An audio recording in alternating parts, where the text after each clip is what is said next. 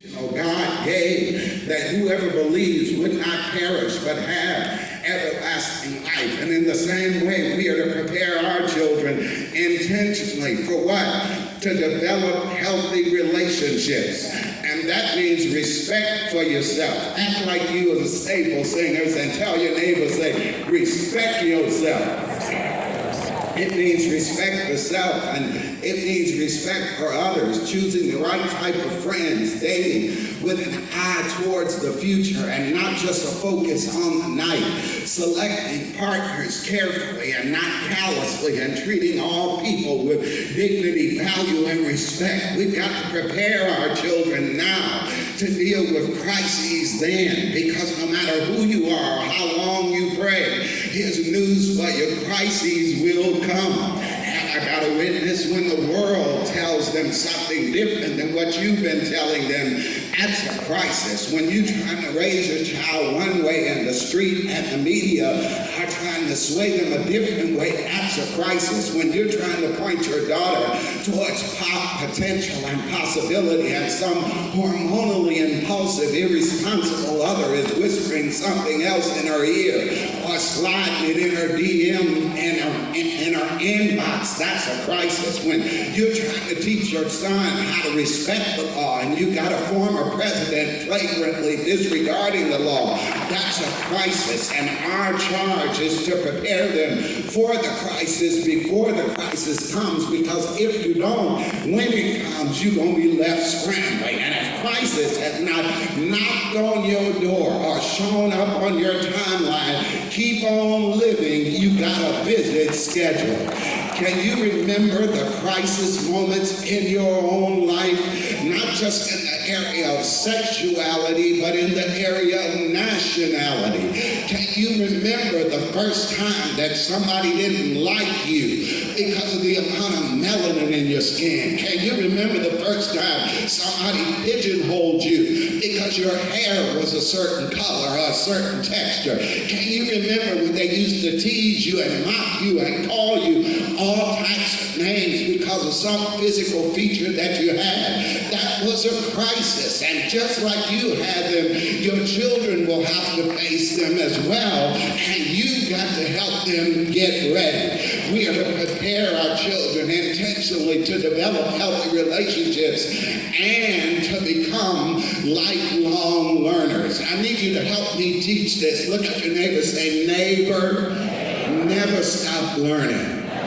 See, every one of our children should be enrolling in Camp Explore. Every one of our children should be enrolling in Vacation Bible School. Every one of our children should be enrolling in Camp Invention. Every one of our children should be attending Sunday school, in the choir, and on the host team. Every single one of our children should be enrolled in our mentoring programs. The world is changing, and we've got to change with it. Yes, our aim should be to teach them about scripture, doctrine, ethics, and faith, but we've also got to help them pass SOLs, SATs, GMATs, and LSATs. We've got to train their thinking, not just to get a job, but to have the imagination to create a job. The world has changed. Consider, my great-grandmother marveled at electricity. My grandmother listened to electricity. My mother watched electricity. And now I talk to electricity. Siri, what time is it?